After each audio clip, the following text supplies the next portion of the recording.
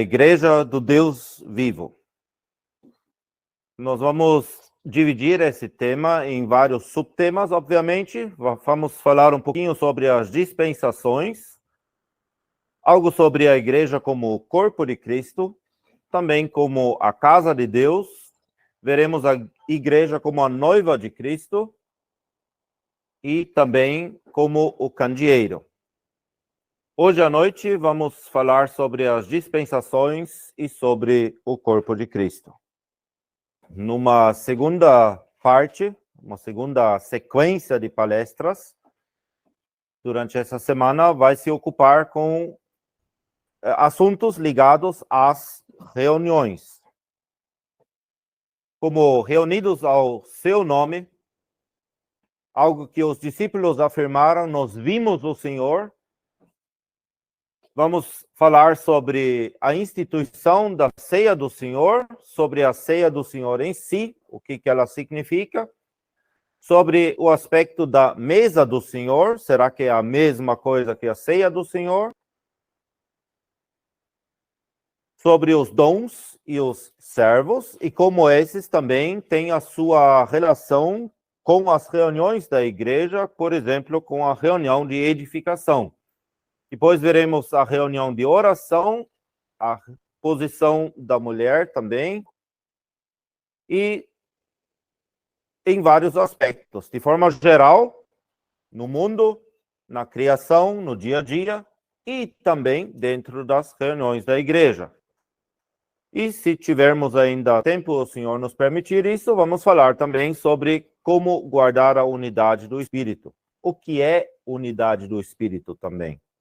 Que é algo bem diferente do que a gente geralmente pensa. Muito bem, começamos então hoje com uma introdução e faremos uma pergunta. E eu creio que essa pergunta vários de vocês talvez já fizeram. E alguns que não fizeram essa pergunta porque cresceram entre a Irmandade, cresceram em casas de pais crentes que sempre têm se reunido assim. O avô talvez já se reunia, o bisavô também precisa fazer essa pergunta. Que caminho eu devo andar? Por quê? Porque é uma pergunta individual. Eu não posso responder por você qual caminho você deve andar. Nem na sua vida secular, individual, e tampouco na sua vida eclesiástica. Você vai ter que descobrir esse caminho que você precisa e deve andar diante de Deus. Por quê? Porque se você não descobrir e anda apenas pelos passos dos teus pais, o que vai acontecer? Você não vai ter convicção nenhuma. E quando vem algum terremoto, que o chão fica chacoalhando embaixo dos pés, você vai cair e não sabe onde se refugiar. Não vai saber onde que está aquele ponto de encontro que você tem normalmente nos prédios em regiões de terremoto. A resposta, onde que nós encontramos a resposta a esta pergunta? Que caminho eu devo andar? Encontramos na escola, numa biblioteca, no Google? Não, encontramos em um livro, esse livro é a Bíblia. Nós contemplamos na conferência a segunda epístola a Timóteo. E esse mesmo apóstolo Paulo, que escreveu a segunda epístola, escreveu uma primeira. E nessa primeira epístola, ele escreve a esse mesmo Timóteo algo que ele escreve também a você, Anita, Royce, Edilaine. Ele escreve ao Davizinho. Ele escreve o seguinte: escrevo-te estas coisas, esperando ir ver-te bem depressa. E por quê? Mas se tardar, para que saibas como convém andar na casa de Deus, que é a igreja do Deus vivo, a coluna e firmeza da verdade. Então já aprendemos que existe uma casa de Deus, e essa casa de Deus é chamada de a igreja do Deus vivo, e dentro dessa casa deve andar de alguma maneira. Qual caminho eu devo andar? Como devo me comportar? O que Deus quer de mim? E eu espero que durante a semana a gente descobre um pouquinho daquilo que Deus quer de nós. porque, na verdade, a semana vai ser curta para abordar tudo isso. A igreja, o que é igreja? É a Catedral da Sé? A igreja é algum outro edifício? A igreja é essa garagem do irmão Marco Aurélio? O que é a igreja?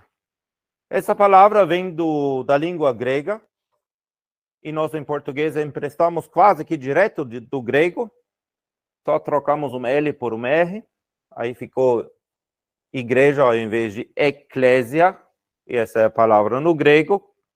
Essa palavra é composta por duas palavras, pela palavra ek e pela palavra clésia, que vem de um verbo que significa chamar. Ek significa para fora, português ex, que originalmente também significava para fora de alguma coisa.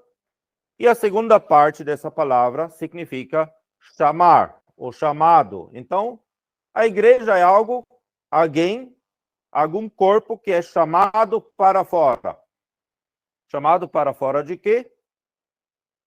Para fora do mundo? Do globo terrestre? Não.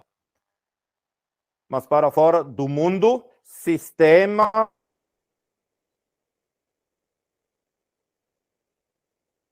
formado aqui nesta terra. Pessoas incrédulas, pessoas crentes. E a igreja também não é igual a Israel. Isso é muito importante a gente compreender. Israel era o povo de Deus no Antigo Testamento. A igreja é composta por pessoas que formam o povo de Deus na época do Novo Testamento. E as prescrições que Deus deu para Israel, o caminho que Deus deu para Israel andar, é diferente do caminho que nós devemos andar enquanto igreja. E se a gente entende isso, muitas coisas já ficam claras. Por exemplo, se Israel teve sacerdotes instituídos com vestes bonitas, com muito pompo, com ouro e com instrumentos musicais, isso era para Israel, e a igreja é diferente de Israel, Deus tem dado outras instruções para a igreja, e devemos descobrir quais que são. E nós vamos descobrir que elas não são idênticas, mas que elas são a realidade daquilo que Deus prescreveu para Israel como figuras para nós. Então, tudo aquilo que temos lá no Antigo Testamento para Israel eram apenas figuras que agora encontram uma realidade. E para entendermos isso um pouco melhor, precisamos ter uma mínima ideia, pelo menos, dos caminhos de Deus com a humanidade nas diversas épocas. Isso a Bíblia chama de dispensação. Não é um termo que Darby inventou como pai do dispensacionalismo, mas sim, é Deus que inventou. Esse termo encontramos na Bíblia. Por exemplo, na Epístola aos Efésios. Ele vem de uma palavra, de onde vem também a nossa palavra economia, e significa simplesmente as regras que Deus colocou para uma casa. A administração de uma casa. Isso é dispensação. Então, Deus, ele administra de diversas maneiras, em diversas épocas. Ele anda caminhos diferentes, com grupos de pessoas diferentes, conforme a época em que vivem. Geralmente, nós distinguimos 7 dispensações, 7 épocas ou períodos nos caminhos de Deus. Existem outros sistemas de contar essas dispensações, mas o importante é nem tanto quantos de fato existem, mas sim que elas existem. Precisamos entender que Deus não age sempre igual. Agora vem umas letrinhas pequenas que eu acho que a Mariana não vai conseguir ler lá de trás, mas eu vou ler para você. Então, a primeira dispensação é a dispensação da inocência. Deus colocou Adão e Eva no jardim do Éden em um estado de total inocência. Eles não tinham nem condições de saber o que é culpa ainda. Mas Deus, então, ele dá o mandamento, eles caem em pecado, e a partir daí, o homem também ganha uma consciência. De repente, agora ele sabe o que é bom e o que é mal. Ele sabe o que é conforme Deus e o que não é. E essa consciência nós temos também ainda hoje, e ela precisa ser aferida com a palavra de Deus. Depois da época em que a consciência norteava os caminhos de Deus para com esse mundo, Deus entrega, depois do dilúvio, na pessoa de Noé, o governo desse mundo ao ser humano, na pessoa de Noé. Ele fala, ó, você agora é responsável para governar diretamente aqui a terra, cuidar dela, administrar ela e também as outras pessoas.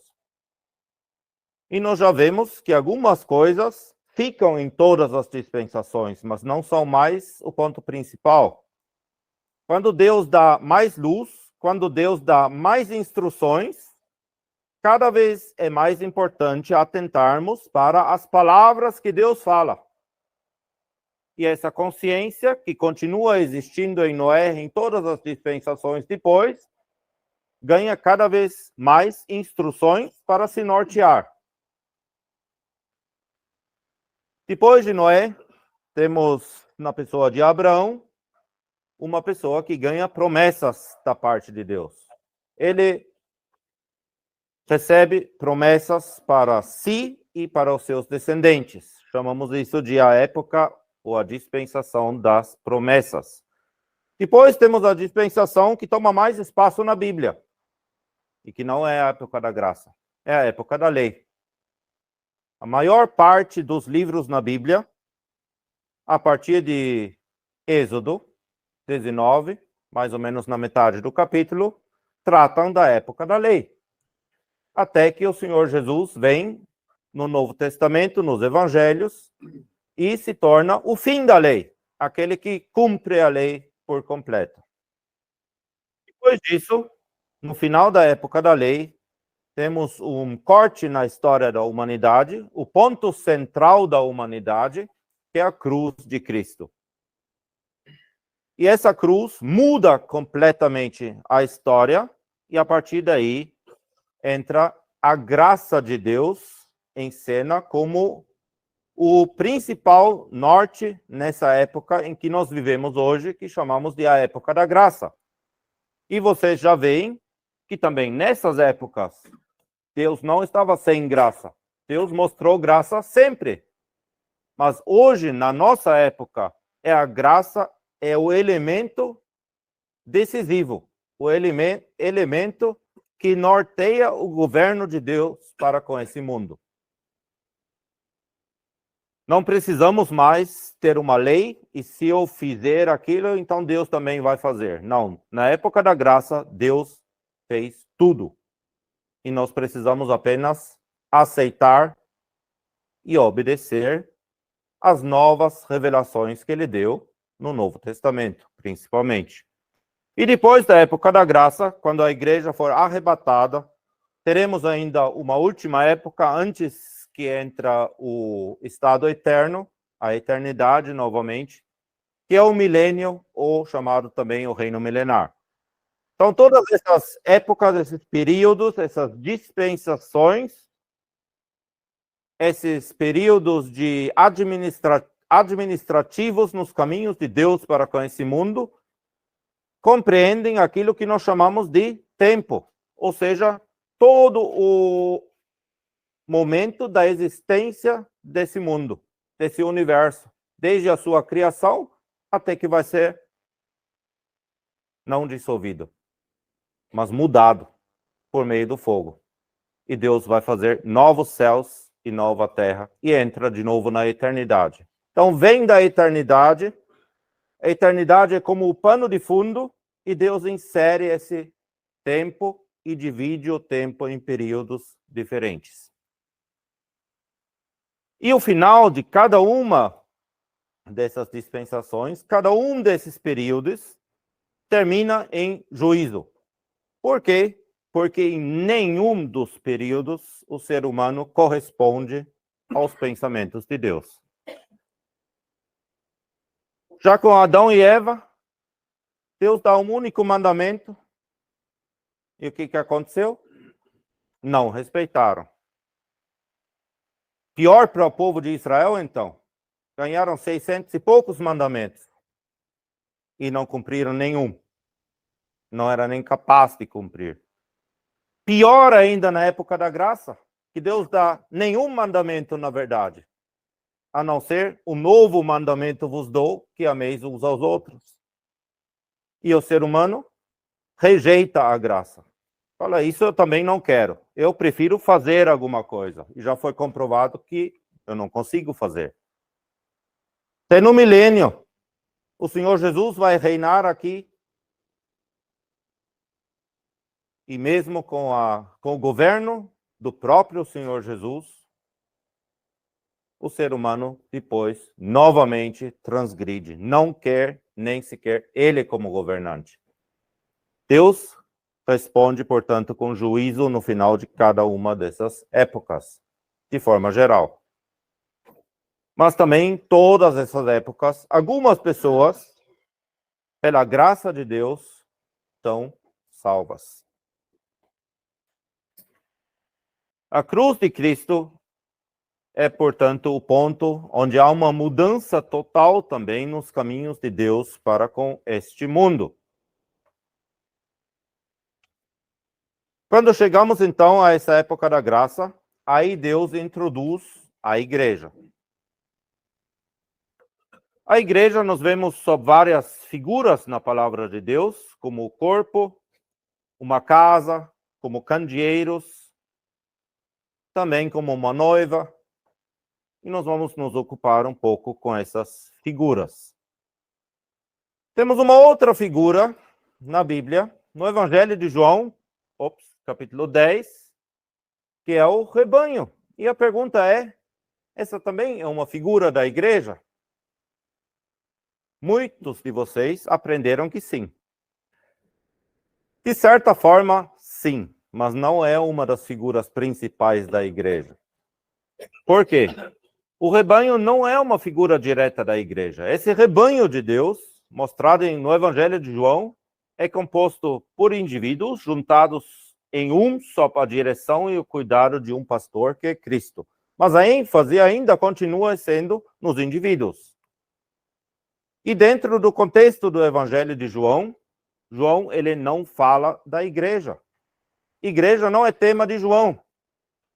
João fala de outra coisa. Tão importante quanto, ele fala da família de Deus. E dentro desse contexto, ele utiliza em um momento essa figura do rebanho. Ele enfatiza, portanto, o indivíduo, ainda que dentro de um conjunto. Quando nós falamos depois das figuras da igreja, aí nós enfatizamos mais o coletivo, ainda que composto por indivíduos. É um pouquinho diferente. Então, não é errado você dizer que o rebanho, de repente, é uma figura da igreja, mas não é uma das figuras principais. Figuras principais são aquelas que vimos antes. Quem lembra?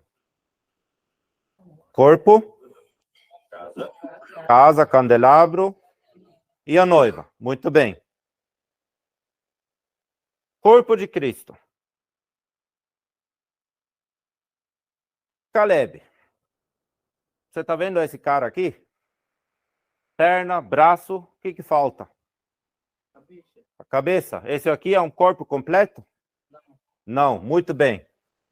Então, o que um corpo precisa para ser completo? Uma cabeça. E a cabeça, sem o resto, tampouco é um corpo.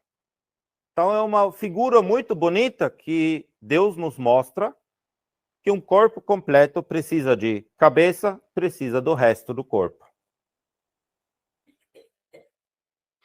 A igreja é uma unidade, formando uma união indissolúvel entre Cristo que é a cabeça, e os membros que estão na terra, atualmente ainda, formando o corpo.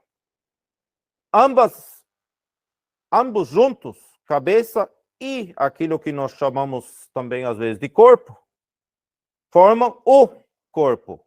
E a Bíblia chama isso com uma expressão muito interessante. Ela chama esse conjunto de o Cristo. Vocês já pensaram que privilégio que é isso?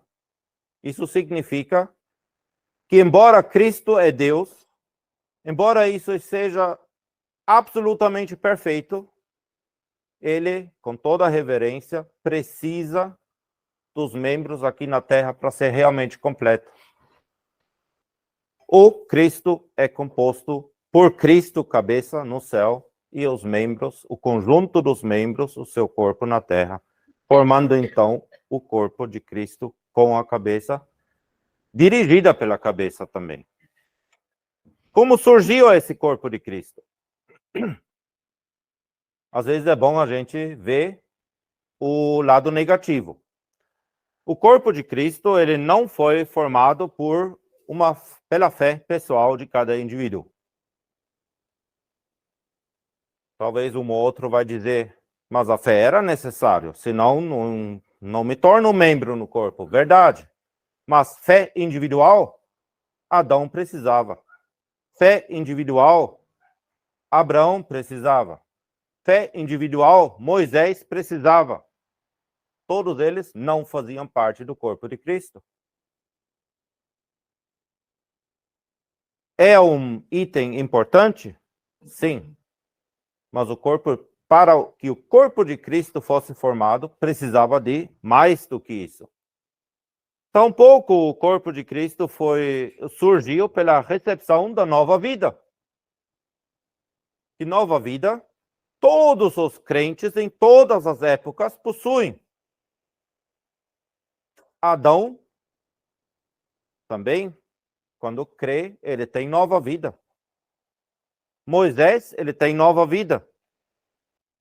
Então faz parte também, nós também temos nova vida, até mesmo numa qualidade que a Bíblia chama de vida eterna. Isso vai além ainda. Mas é uma coisa que outros crentes, salvos de outras épocas, também possuíam. Não é algo que marca apenas aqueles que fazem parte do corpo de Cristo. O corpo de Cristo também não surgiu pelo simples fato de Cristo chegar a esta terra e se tornar homem. Por que não? Porque ele não veio apenas à terra, ele não foi à cruz apenas para salvar a todos nós e formar o corpo de Cristo. Ele veio à terra também, olhando para trás, para salvar todos aqueles que antes da cruz de Cristo creram em Deus, creram nas palavras de Deus e tiveram aquela nova vida. Adão só vai estar no céu, não fazendo parte do corpo de Cristo, porque Cristo morreu. Moisés, todos aqueles israelitas que de fato creram, só vão estar no céu e também ter a sua porção no milênio aqui na terra, porque Cristo morreu. Ele precisava morrer também por eles. E nós vamos ver isso durante a semana ainda, que é um dos aspectos que nós expressamos, inclusive, na ceia também. Talvez nunca nem pensamos nisso. Nós vamos ver que faz parte também, se lembrar deles. Então, Cristo, ele veio para salvar a todos, só que com privilégios diferentes, conforme a época em que eles viveram. Todos aqueles antes da cruz não fazem parte do corpo de Cristo.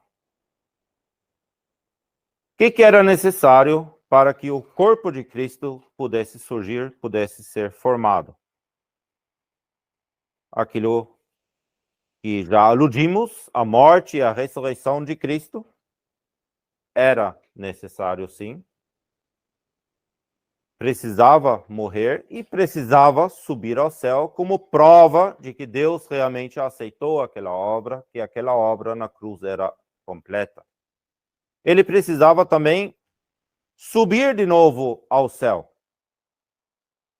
para poder se tornar cabeça do seu corpo que está em toda a terra. Se ele tivesse ficado aqui na terra, teria sido muito mais difícil. Porque ele estaria lá em Jerusalém, de repente. Seria uma relação meramente terrestre. Mas agora temos Cristo no céu. Temos uma relação celestial com ele. Outra coisa que precisava acontecer, e essa é uma coisa que nunca aconteceu antes, a terra, tanto tomou morada, habita agora em cada um dos crentes. Isso é uma novidade que não havia em nenhuma das outras épocas. O Espírito Santo, ele operava. Ele trabalhava, por exemplo, em Davi. Mas num dos salmos, Davi faz uma oração muito interessante. Uma oração que seria totalmente inapropriado para qualquer um de nós. Em um dos salmos, ele fala assim: não retire o teu espírito de mim. Significa que Davi tinha consciência que o Espírito de Deus estava sobre ele, mas podia ter tirado. Deus podia tirar esse espírito. Se ausenta dele. Assim como o Espírito se ausentou de Saul, por exemplo. E nunca mais voltou. Agora, em você e em mim, o Espírito Santo habita. E onde Deus uma vez habita, dificilmente ele sai, a não ser que seja uma habitação física aqui na Terra, como o templo foi. De lá ele se ausentou. Mas o Espírito Santo, ele habita em nós, ele se tornou o selo sobre nós, garantindo que nós realmente somos propriedade de Deus. A vinda dele era absolutamente necessária. O corpo de Cristo é mencionado em 4 epístolas. Em Romanos, capítulo 12, versículos 4 e 5 a seguir. Também em 1 Coríntios, capítulo 10, 16, e no capítulo 12. E quando eu menciono esses capítulos, são capítulos onde o termo também aparece. Porque coisas relacionadas ao corpo de Cristo nós vamos encontrar também em outras epístolas, em outros capítulos e versículos. Em Efésios também, e ali nos é mostrado também a posição e o destino eterno que nós temos em Cristo. Na epístola aos Colossenses, ali nós vemos mais a glória da cabeça no céu. Interessantemente, o termo corpo de Cristo não aparece no livro de Atos. Em Atos dos Apóstolos, nós temos a prática existente e não a doutrina. Então, aquilo que é corpo de Cristo, se você quiser saber como que isso se desenvolve na prática com os primeiros cristãos, você olha para Atos, para o livro de Atos. Se você quiser saber por que eles fizeram algumas coisas assim e não de maneira diferente, você olha nas epístolas. Isso se chama doutrina.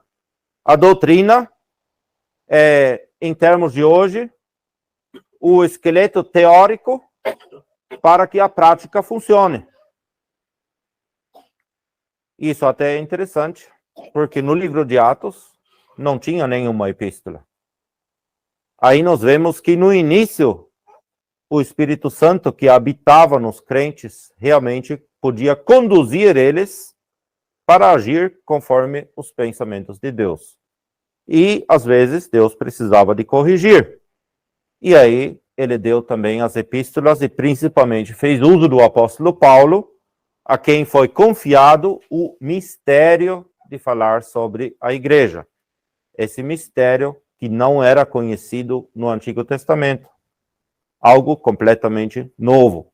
E Paulo, ele nos fala nos dá as diretrizes, tudo aquilo que precisamos saber a respeito da igreja, o que ela é, como que ela funciona, como que podemos praticar a vontade de Deus quanto ao nosso andar coletivo. Lembram daquela pergunta? Como andar? Deus nos dá a resposta. Ele revelou isso de forma especial ao apóstolo Paulo. Em Romanos capítulo 12, versículos 4 e 5, talvez podemos ler também esses dois versículos. Romanos 12, versículos 4 e 5. Diz, porque assim como em um corpo temos muitos membros, e nem todos os membros têm a mesma operação, a mesma função, assim, nós que somos muitos, somos um só corpo em Cristo, mas individualmente somos membros uns dos outros. Então, aqui nós aprendemos, a palavra de Deus está falando no plural, nós, compreendendo o conjunto de todos os verdadeiros salvos, crentes, verdadeiros crentes. Por isso eu não coloquei apenas crentes aqui, porque infelizmente esse termo hoje em dia é simplesmente usado como uma distinção de religião, como se fosse um grupo de religiosos diferente de outros. Mas um verdadeiro crente é alguém que aceitou o Senhor Jesus como seu Salvador. Todos esses verdadeiros salvos, em seu conjunto, essa pluralidade, eles são unidos entre si, formando um. E cada membro, cada um desses crentes é necessário para o outro. E por isso a Bíblia utiliza aqui esse termo, uns dos outros. Eles são membros, uns pertencentes aos outros. Então, ainda que o apóstolo Paulo estava em um lugar e os crentes em Roma estavam lá em Roma, Paulo fala nós. Ele se inclui.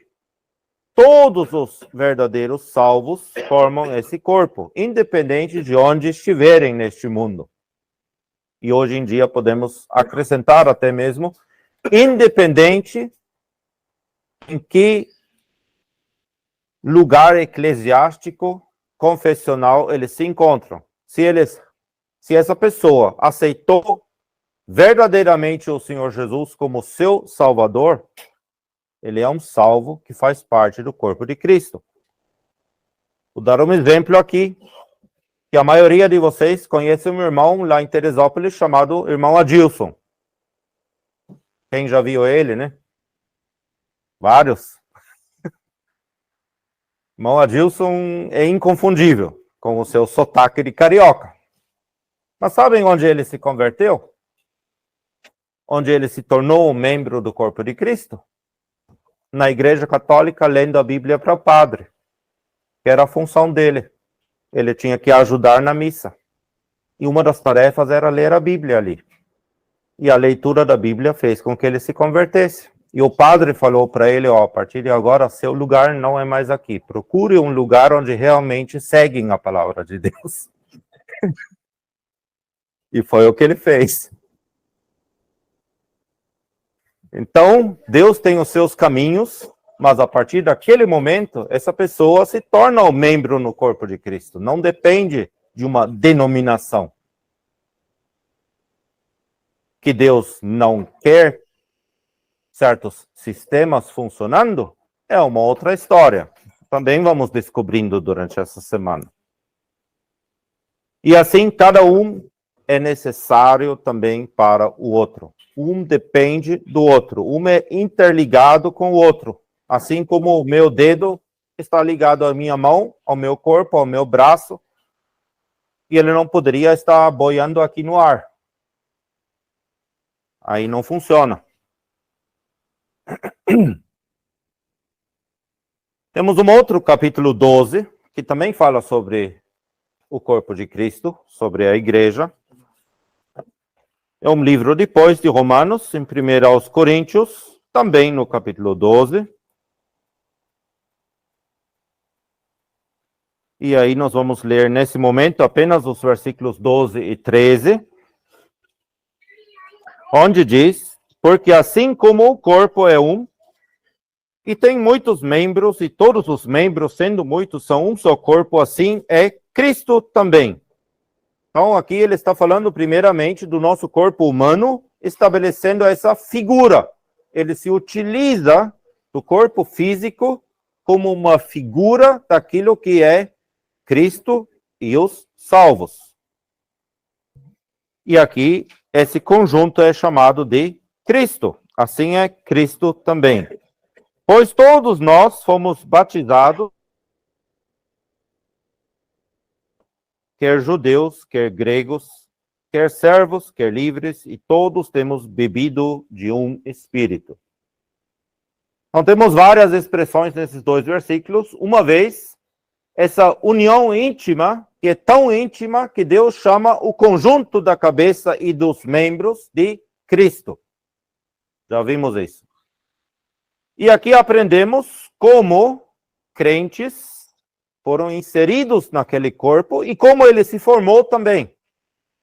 E por isso é importante a gente ter uma Bíblia em mãos que tem expressões exatas e não apenas descrições dos pensamentos de Deus, e daí depende da pessoa que descreve esses pensamentos, e essa pessoa pode errar.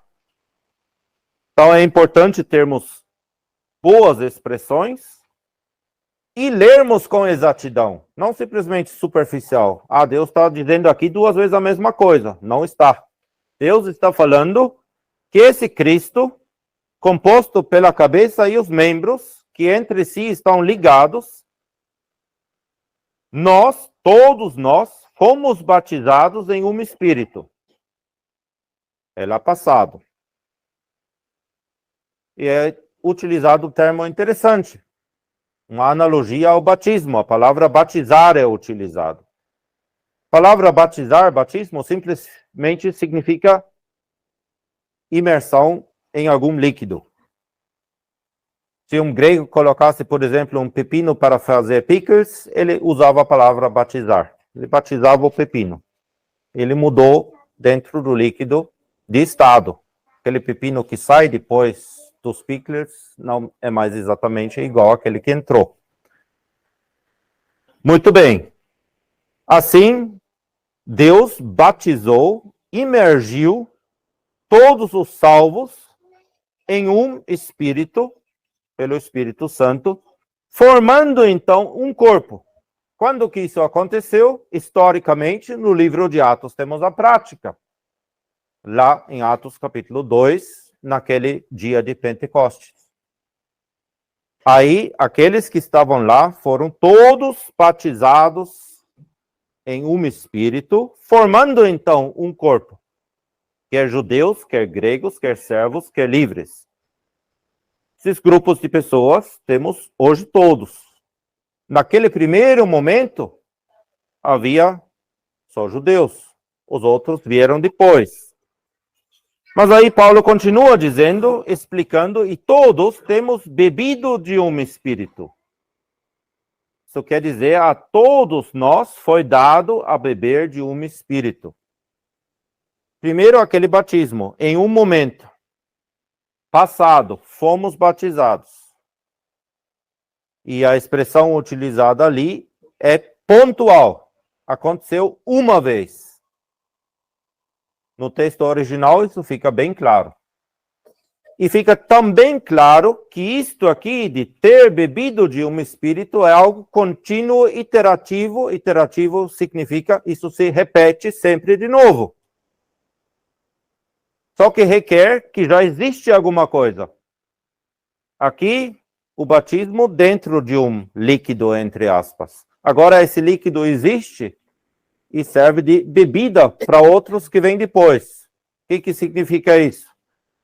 Se alguém hoje aceita o Senhor Jesus como Salvador, ele bebe da mesma água, ele é inserido nesse mesmo contexto. Ele não é novamente batizado. Foi um ato único. Mas todos os demais, agora, a partir daquele momento de Atos 2, estão sendo inseridos no mesmo contexto. fazendo parte daquele mesmo corpo, eles bebem da mesma água. E assim o corpo de Cristo foi formado e está crescendo. Porque se houvesse vários batismos no Espírito, teríamos a existência, de repente, de vários corpos. Mas foi um ato único, e agora outros são simplesmente inseridos naquilo que já existe. Então aprendemos também desse texto que existe apenas um corpo de Cristo, não vários.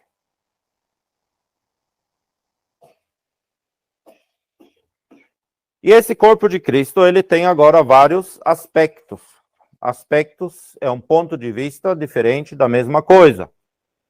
Um aspecto temporal e universal, um aspecto local e um aspecto eterno. O aspecto temporal e universal, 1 aos Coríntios 12, todos os salvos, entre Atos capítulo 2, aquele dia de Pentecostes ali, quando o Espírito Santo desceu e aconteceu aquele batismo em um Espírito, formam agora um corpo completo na terra em um dado momento. Como hoje, nesse exato momento, todos os verdadeiros salvos no mundo inteiro formam o corpo de Cristo, visível ou invisível aqui na terra. É o aspecto temporal e universal. Universal quer dizer todos que agora estão vivos fazem parte disso. Não existe, portanto, uma confederação de igrejas, nem uma confederação de igrejas locais, um ajuntamento. E tampouco elas são autônomas e independentes. Porque se fossem, significaria, de novo, que temos vários corpos existindo. Mas existe apenas um corpo no aspecto temporal e universal. Hoje, nesse exato momento, apenas um único corpo de Cristo, com uma única cabeça e todos os membros ligados a essa única cabeça. O aspecto temporal universal. Temos o aspecto local também, mencionado em 1 aos Coríntios 12, 27, onde lemos, ora vós sois corpo de Cristo e seus membros em particular.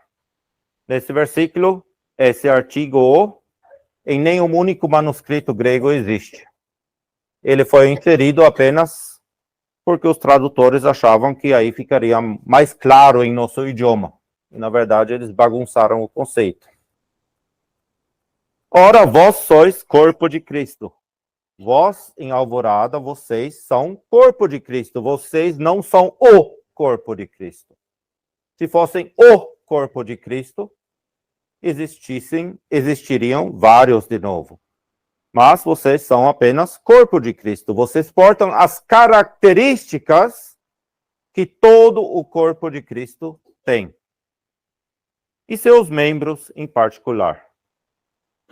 Portanto, os crentes lá em Corinto, os crentes aqui em Alvorada, os crentes lá em Diadema, em São Paulo, os crentes lá em Manaus, onde nós não conhecemos ninguém que une na mesma base que nós, mas os crentes lá formam, em seu conjunto, eles são corpo de Cristo em Manaus.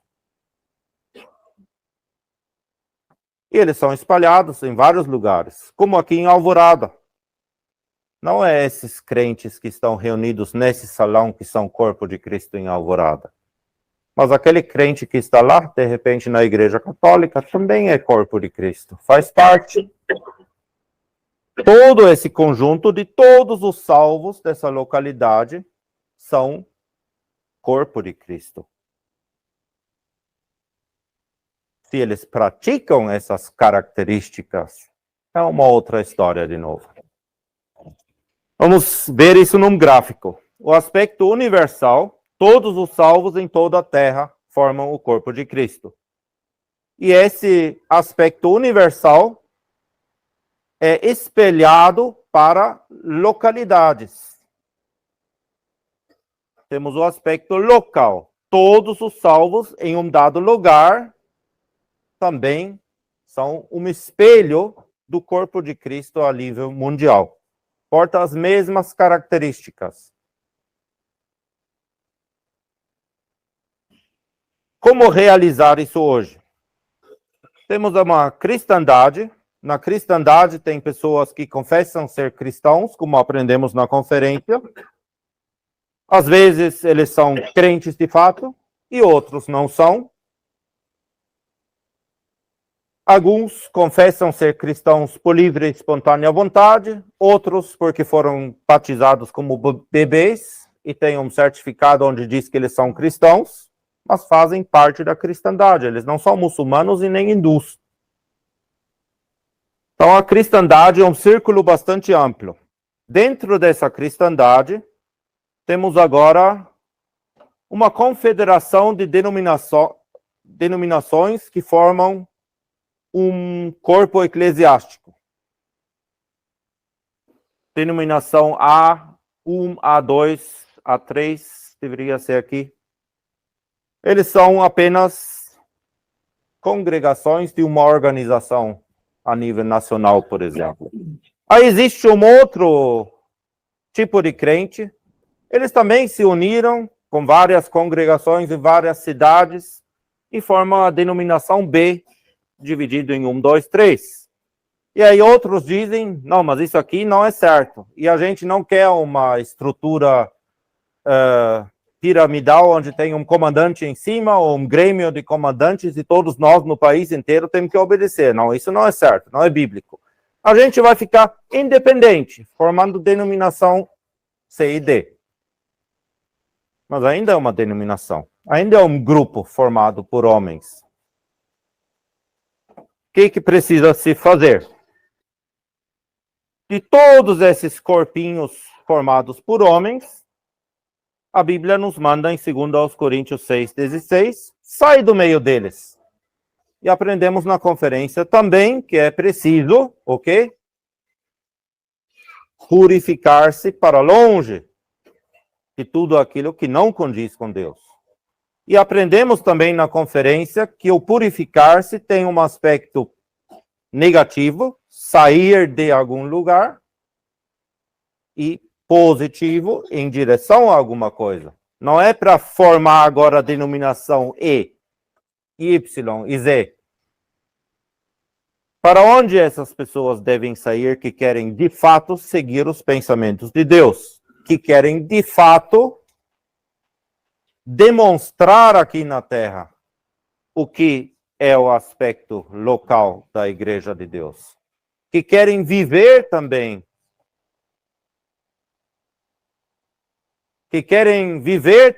de tal forma que, de fato, se consegue ver naqueles poucos crentes que, de repente, se reúnem em algum lugar, que eles portam as características de todo o corpo de Cristo.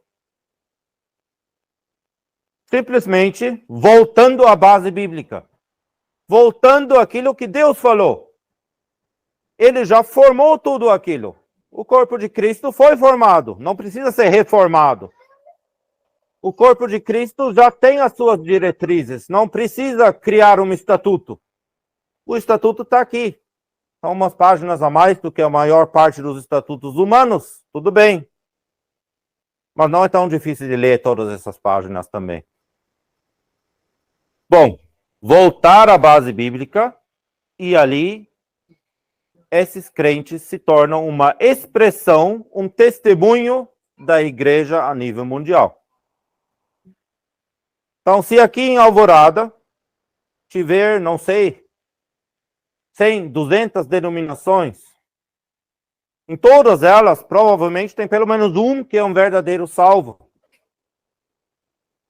E se esse verdadeiro salvo reconhece pela palavra de Deus, existe uma igreja, e muitos falam que existe de fato só uma igreja. Quando você conversa com as pessoas, muitos sabem disso.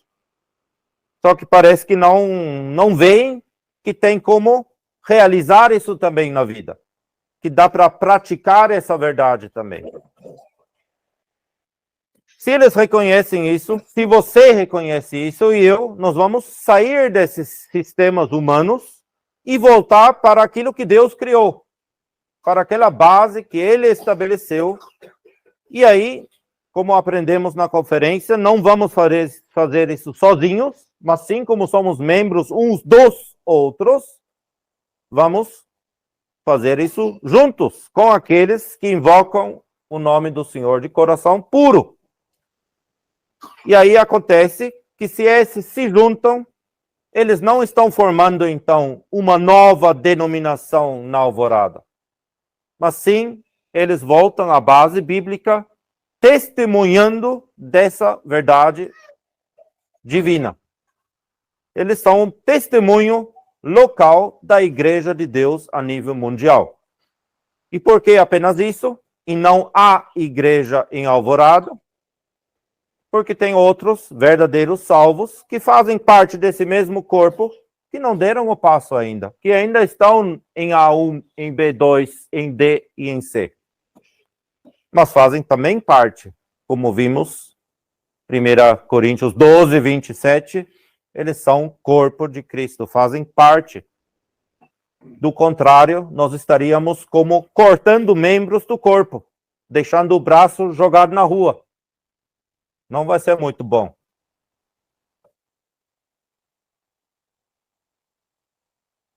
Então, esses crentes reunidos nessa base bíblica, que saíram do meio deles, eles são, então, a expressão dessa verdade global, um testemunho a essa verdade. E aí se coloca a pergunta, como, de fato, na prática, estamos dando esse testemunho? É um testemunho condizente? É o testemunho assim como Deus quer? Ou, de repente, falta alguma coisa? Eu creio que em todas as nossas localidades falta alguma coisa.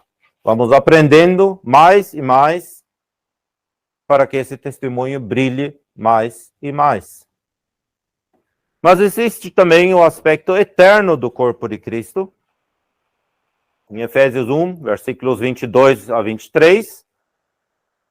E sujeitou todas as coisas a seus pés, e sobre todas as coisas o constituiu, que é a Cristo, como cabeça da igreja, que é o seu corpo, a plenitude daquele que cumpre tudo em todos.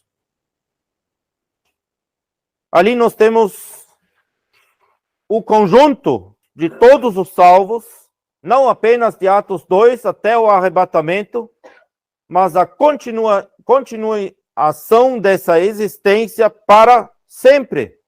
Eles estão para sempre, para a eternidade, ligados à cabeça, a Cristo. Essa unidade é indissolúvel, nunca mais será desfeita. Ela continua existindo sempre, também depois do arrebatamento. Então é o aspecto eterno do corpo de Cristo.